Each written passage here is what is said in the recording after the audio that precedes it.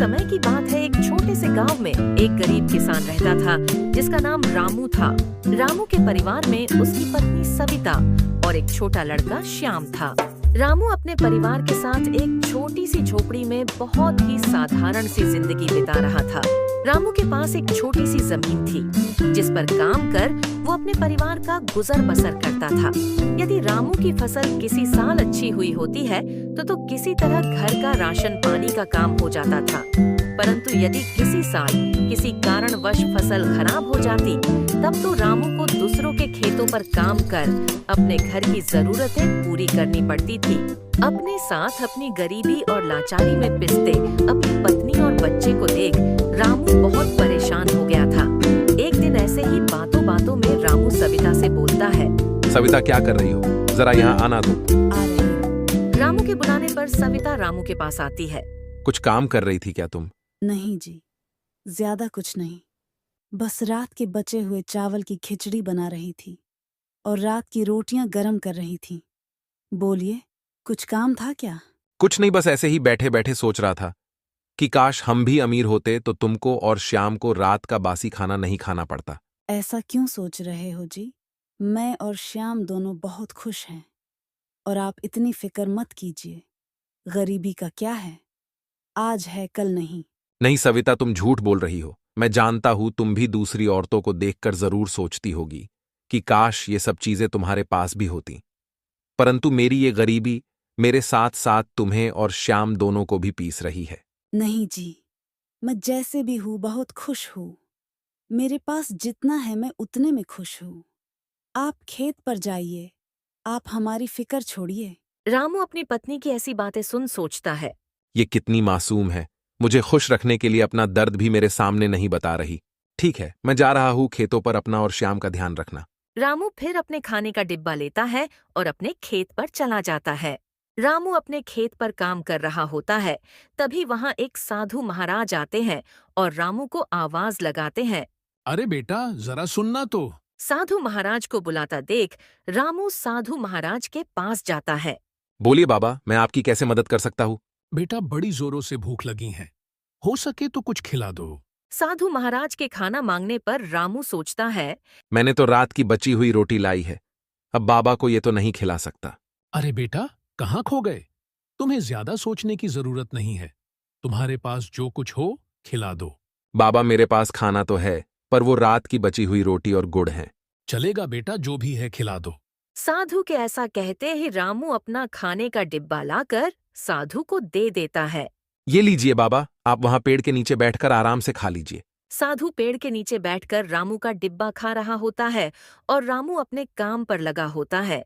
कुछ समय बाद साधु रामू के पास आता है और रामू को खाना खिलाने के लिए उसका धन्यवाद करता है। तुम्हारा बहुत बहुत धन्यवाद बेटा, जो तुमने मुझे खाना खिलाया। इसमें धन्यवाद किस बात का बाबा? बेटा, पर तुम्हारे लिए तो कुछ बचा नहीं, अब तुम क्या खाओगे? आप मेरी फिक्र मत कीजिए बाबा, मैं शाम को घर जाकर खा लूंगा।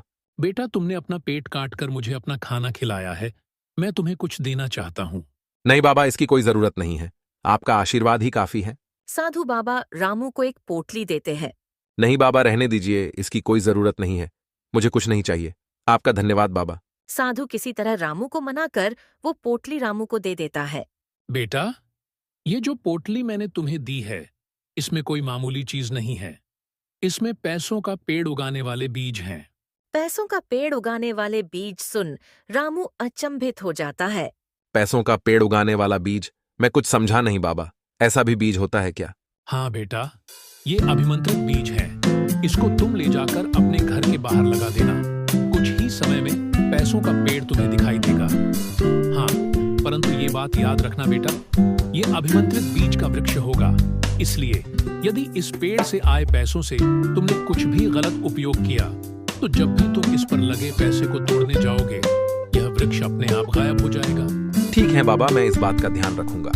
बाबा, पर एक और सवाल था मेरे मन में। पूछो बेटा, क्या पूछना है? बाबा, इन बीजों को लगाने के बाद कितने दिन में पैसों का पेड़ उग जाएगा? बेटा, तुम उसकी चिंता मत करो, ये जादुई बीज है, एक बार लगाकर तो देखना, तुमको खुद इसका जादू बहुत जल्द दिखाई देगा। ठीक है बाबा, आप जैसा कह रहे हो मैं वैसा ही करूंगा। ठीक है बेटा, तो फिर मैं चलता हूँ। रामू को पैसों के पेड़ का बीज देने के बाद साधु बाबा वहाँ से गायब हो जाते हैं। अरे ये बाबा कहाँ गायब हो गए? पक्का ये बाबा भी मायावी होंगे। अभी फौरन घर जाकर सविता को ये सारी बात बताता हूँ। रामू अपना सारा काम छोड़ के सीधे अपने घर जाता है। सविता जल्दी से यहाँ आओ, बहुत जरूरी बात करनी है। रामू के इतनी जोर से बुलाने पर सविता फौरन दौड़ी दौड़ी आती है। क्या हुआ जी? इतनी जल्दी आ गए आज? क्या हुआ, काम नहीं है क्या आज खेतों पर? नहीं, काम तो था, पर आज खेत पर एक साधु बाबा आए थे और उन्होंने आकर मुझे कहा कि उन्हें भूख लगी है, तो मैंने उन्हें अपना खाने का डिब्बा दे दिया। ये तो बहुत अच्छा किया आपने। किसी साधु फकीर को खाना खिलाना तो पुण्य का काम है। हाँ, पर उसके बदले में बाबा ने मुझे एक पोटली दी और कहा कि इसमें पैसों का पेड़ उगाने वाले बीज हैं। क्या कहा आपने? पैसों का पेड़ उगाने वाला बीज? क्यों मजाक कर रहे हो मेरे साथ? ऐसा भी कहीं होता है क्या? नहीं सविता, मैं सच्ची सच्ची बोल रहा हूँ।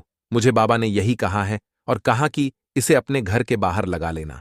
अगर ऐसी बात है तो एक काम कीजिए, जाकर इसे अपने घर के बाहर लगा दीजिए। शायद साधु बाबा की बात सही हो जाए। एक बार आजमाने में क्या जा रहा है? ठीक है, तो मैं जाके इन बीजों को घर के बाहर लगा देता हूँ। रामू जाकर अपने घर के बाहर उन बीजों को लगा देता है। चलो, अब इन बीजों को लगा तो दिया है, देखते हैं इनसे पैसों का पेड़ उगता है या बस बाबा मेरे साथ कोई मजाक कर रहे थे।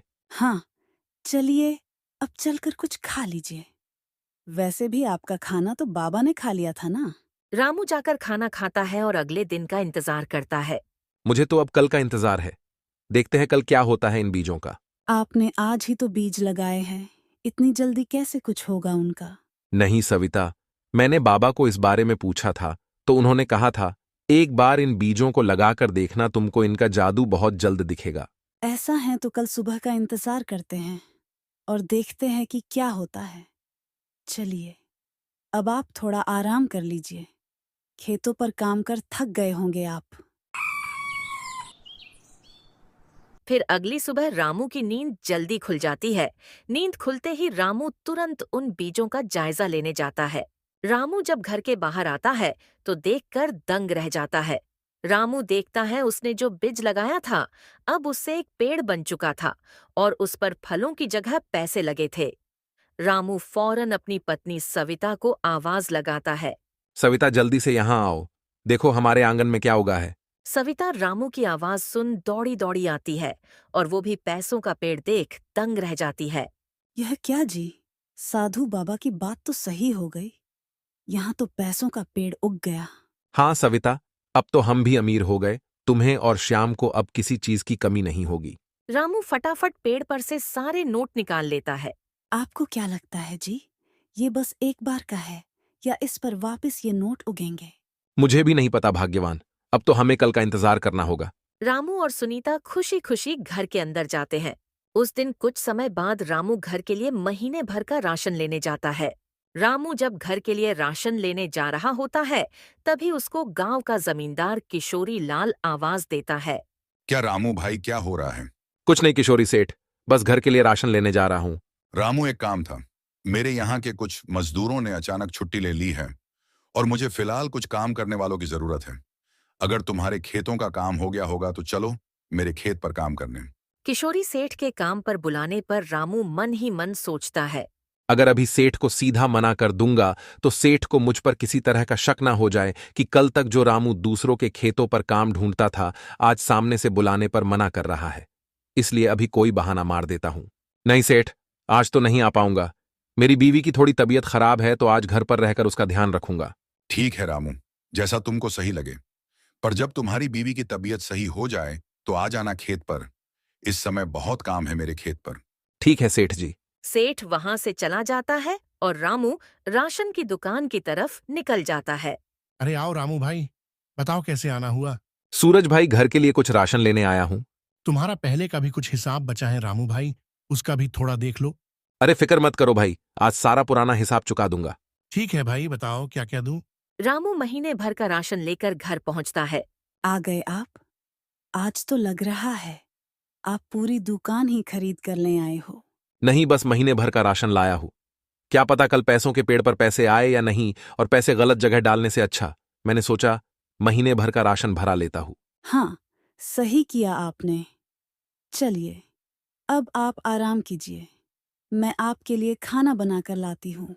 उस रात रामू, सविता और श्याम जब खाना खाने जा रहे होते तभी खाने में इतनी चीजें देख श्याम बोलता है। क्या बात है माँ, आज तो खाने में बहुत चीजें बनी हैं। क्या हुआ, आज कोई खास बात है क्या? नहीं बेटा, बस आज तुम्हारे पिताजी की समझो किस्मत खुल गई। इसी बात पर उन्होंने आज राशन का बहुत सामान भर लिया। क्यों सविता, तुम बच्चे को कुछ भी बोल रही हो? नहीं बेटा, बस आज राशन भर आया था तो तुम्हारी माँ ने ये सब बना दिया। उस रात रामू का पूरा परिवार भर पेट खाना खाता है और सो जाता है। अगली सुबह भी रामू जल्दी उठ जाता है और सीधे घर के बाहर लगे पैसों का पेड़ देखने जाता है। रामू जब पेड़ के पास जाता है तो देखता है वह पेड़ फिर से पैसों से भरा हुआ था। राजू फटाफट फिर से सारे नोट तोड़कर एक गोनी में भर के घर में जाता है। रामू घर के अंदर जाता है और सविता को बुलाता है। सविता, जरा यहाँ आओ और यह देखो। रामू के बुलाने पर सविता वहां आती है। क्या हुआ जी? सविता, ये देखो, पैसों के पेड़ पर फिर से पैसे उगे थे। अब तो हमें किसी चीज की चिंता नहीं करनी होगी, बस रोज सुबह उठो और पेड़ से पैसे निकालो। हाँ जी, पर हमें इस पेड़ को संभाल कर रखना होगा। अगर किसी को इस पेड़ के बारे में पता चल गया तो इस पेड़ को हमसे छीन न लें। हाँ सविता, सबसे पहले तो रोज सुबह सुबह उठकर किसी के देखने से पहले हमें पेड़ पर उगे सारे पैसे निकाल लेने होंगे, ताकि किसी को इस पेड़ के बारे में पता ही ना चले। ठीक है जी। कुछ दिन इसी तरह गुजर जाते हैं। अब रामू के पास बहुत पैसे हो जाते हैं। रामू ने अब खेतों में काम करना भी छोड़ दिया था। रामू दिन भर बस घर रहकर आराम करता था। रामू के खेतों पर न जाने की वजह से अब गांव के लोगों ने भी यह बात करनी शुरू कर दी थी। क्या भाई विमल, आजकल रामू नहीं दिखाई देता खेतों पर? क्या हुआ, सब ठीक तो है ना? कहीं कुछ हुआ तो नहीं है रामू को? पता नहीं सेठ जी, कई दिनों से रामू अपने खेतों पर भी नहीं आ रहा है। ठीक है, चलो छोड़ो। रामू कहीं मिलेगा तो हालचाल पूछ लेना। जी सेठ जी। इसी तरह कुछ और दिन बीत जाते हैं।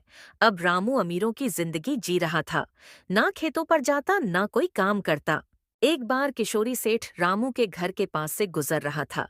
तभी किशोरी सोचता है, चलो, अब रामू के घर के पास से गुजर रहा हूँ तो एक बार रामू का हाल चाल लेता चलता हूँ। सेठ रामू के घर के अंदर जाते ही घर की कीमती चीजें देख दंग रह जाता है और बेड पर लेटे रामू को आवाज लगाता है। रामू, ये सब कैसे हुआ? तेरे पास तो 2 वक्त की रोटी के पैसे नहीं होते थे, अचानक इतनी अमीरी? रामू सेठ को अचानक घर में देख घबराकर उठ खड़ा होता है। अरे सेठ जी, आप यहाँ, बोलिए कैसे आना हुआ? कुछ नहीं, बहुत दिनों से तुम खेतों पर दिखाई नहीं दिए थे और आज बस तुम्हारे घर के पास से गुजर रहा था तो सोचा तुमसे मिलता चलूं। हाँ सेठ जी, बहुत दिन से तबीयत खराब चल रही है तो खेतों पर नहीं जा पा रहा हूँ। रामू, एक सवाल पूछूं, बुरा तो नहीं मानोगे? अरे पूछिए सेठ जी। रामू, एक समय पर तुम्हारे पास एक टाइम का खाना खाने के पैसे नहीं थे और आज तुम्हारा घर तो साजो सामान से भरा हुआ है। घर पर रहते रहते ऐसा क्या किया तुमने जो तुम्हारे इतने दिन बदल गए? सेठ से ये सवाल सुन रामू थोड़ा डर जाता है और सेठ को एक झूठी कहानी सुना देता है ताकि सेठ को पैसों के पेड़ के बारे में कुछ पता ना चले। नहीं सेठ जी, ऐसा कुछ खास नहीं हुआ। बस मेरे दादाजी की गांव के बाहर एक जमीन थी। अभी कुछ ही दिनों पहले वो बिकी है, जिसकी काफी अच्छी खासी कीमत मिली है, तो बस उन्हीं पैसों से ये सब सामान खरीदा है। सेठ को रामू की बातों पर विश्वास नहीं हो रहा था। तभी उसकी नजर अचानक रामू के बेड के नीचे जाती है, जहां वो पैसों से भरी बोरी देखता है। पर इस बारे में वो रामू से कुछ नहीं कहता है। ठीक है रामू, तो तुम आराम करो, मैं चलता हूँ। ठीक है सेठ जी। किशोरी सेठ वहां से चला जाता है और जाके गांव के कुछ लोगों को रामू की यह कहानी बता देता है। अरे जीतू भाई, तुमको रामू के बारे में कुछ पता चला है क्या? नहीं सेठ जी, बस सुना है उसकी तबीयत खराब है, इसलिए वो खेतों पर काम करने भी नहीं आ रहा है। मैं भी यही सुनकर उससे मिलने उसके घर गया था। अभी अभी रामू के घर से ही आ रहा हूँ और मुझे भी उसने यही कहानी सुनाई, पर उसके घर की बदली सूरत देख मुझे कुछ गड़बड़ लगा। ऐसा क्या देख लिया सेठ जी आपने? बेचारा रामू पता नहीं कैसे अपना घर चला रहा होगा। पहले काम करके उसका एक समय का खाने का कुछ बंदोबस्त हो पाता था, अब पता नहीं कैसे चल रहा होगा उसका घर। नहीं जीतू, तुम गलत सोच रहे हो। बाहर से तो उसका घर जैसे का तैसा है, पर घर अंदर से पूरा साजो सामान से भर गया है। पता नहीं कहां से उसने इतना सब खरीद लिया और मैंने उसके बिस्तर के नीचे एक पैसों से भरी बोरी देखी थी। रामू के घर में पैसों से भरी बोरी और इतना सामान सुन जीतू के मन में लालच आ जाता है। सेठ जी, आपने रामू को पूछा नहीं कि उसके पास इतना पैसा कहाँ से आया? पूछा था, परंतु वो बोल रहा था कि गांव के बाहर उसके दादा की एक जमीन बिकी है, उसको वहां से इतने पैसे मिले हैं। परंतु उसकी ये बात मेरे गले से नीचे नहीं उतरी। हाँ सेठ जी, मुझे भी ऐसा लग रहा है कि रामू पक्का कुछ छुपा रहा है। चलो हमको क्या, हमारे पास थोड़ी ना दादा की जमीन है जिसे बेचकर हमें पैसे मिले। हमें तो खुद कमाना है और खाना है। ये बोलकर जीतू वहां से चला जाता है और रामू के घर के पास पहुंच जाता है और रामू पर नजर रखना शुरू करता है। जीतू दिन भर तो रामू के घर के वहां छुप कर रहता है। देखते देखते रात हो जाती है। जीतू सोचता है। चलो चलता हूं, अब कल आऊंगा, आज तो कुछ पता नहीं चला। जीतू जैसे ही वहां से जा रहा होता है तभी वो देखता है रामू के घर के बाहर वाले पेड़ पर पैसे उगने लगते हैं। यह देख जीतू दंग रह जाता है। जीतू फटाफट सारे पैसे पेड़ से निकालता है और एक बोरी में भरकर वहां से निकल जाता है। अगले दिन सुबह सुबह रामू जब पेड़ के पास आता तो देखता है पेड़ पर एक भी नोट नहीं था। यह देख रामू परेशान हो जाता है। ये क्या हो गया? कहाँ गए सारे पैसे? आज पेड़ पर पैसे क्यों नहीं आए? यहाँ पेड़ पर पैसे न देख रामू परेशान था। जीतू अगली रात फिर जाता है और फिर से पैसों के पेड़ से सारे पैसे तोड़ लाता है। और सुबह जब रामू पेड़ से पैसे तोड़ने जाता तो वहां एक भी नोट नहीं होता है। इसी तरह 2-3 दिन चलता है। इनसे परेशान होकर रामू सविता से कहता है। सविता, लग रहा है मुझसे कुछ गलती हो गई है, क्योंकि बाबा ने कहा था अगर तुम इन पैसों का कुछ गलत इस्तेमाल करोगे तो पेड़ गायब हो जाएगा। नहीं जी, मुझे तो कुछ गड़बड़ लग रही है, क्योंकि देखिए पेड़ तो वहीं का वहीं है, बस पैसे गायब हो रहे हैं। एक काम कीजिए, आज आप रात को छुपकर पेड़ पर नजर रखिए। ये तुमने सही कहा, आज रात मैं जागकर पेड़ पर नजर रखता हूं। उस रात रामू घर के बाहर भूसे का ढेर लगाकर उसमें छुप छुप कर पैसों के पेड़ पर नजर रखता है।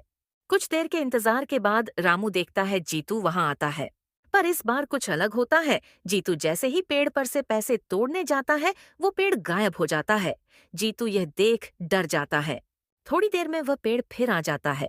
जीतू फिर पैसे तोड़ने जाता है तो पेड़ फिर गायब हो जाता है। ये देख रामू समझ जाता है कि जीतू इन पैसों का गलत इस्तेमाल कर रहा है। रामू भूसे के ढेर से बाहर आता है। रामू को अचानक देख जीतू चौंक जाता है। अरे रामू भाई, आप यहाँ क्या कर रहे हो? जीतू भाई, कहीं भूल तो नहीं गए? तुम मेरे ही घर के सामने खड़े हो तो मैं तो यहीं मिलूंगा ना। तुम बताओ, इतनी रात यहाँ क्या कर रहे हो?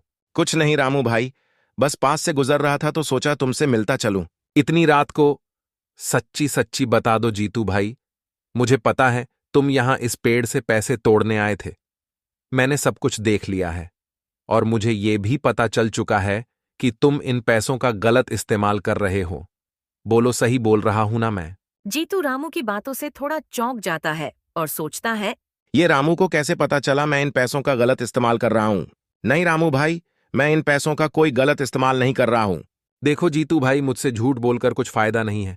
अगर कर रहे हो तो सच्ची सच्ची बता दो। जीतू रामू को सब सच सच बता देता है। हाँ रामू भाई, मैं इन पैसों से जुआ खेलने लगा हूं और शराब भी पीने लगा हूं। जीतू से सच सुन रामू जीतू को पैसों के पेड़ की सच्चाई बता देता है और उससे जुड़े जादुई रहस्य भी बता देता है। पर रामू भाई, तुम भी तो इन पैसों का गलत इस्तेमाल कर रहे हो ना? नहीं भाई, मैंने अब तक इन पैसों का कोई गलत इस्तेमाल नहीं किया है। क्यों झूठ बोल रहे हो भाई? बिना गलत इस्तेमाल किए तुमने इतना साजो सामान कहाँ से भर लिया अपने घर में? नहीं भाई, तुम गलत समझ रहे हो। मैंने अब तक इन पैसों का कोई गलत इस्तेमाल नहीं किया है। मैंने इन पैसों से गांव के बाहर जमीन खरीदी और उस जमीन पर मजदूर लगाकर काम कराया। उस जमीन से उगे अनाज से मैं ये सब साजो सामान खरीद रहा हूं। अच्छा, मुझे माफ कर दो भाई, मुझसे गलती हो गई और अब मैं यह भी सीख गया हूं कि हमें कभी पैसों का गलत इस्तेमाल नहीं करना चाहिए, क्योंकि गलत तरह से की गई कमाई हमसे किसी ना किसी तरह से छीन जाती है।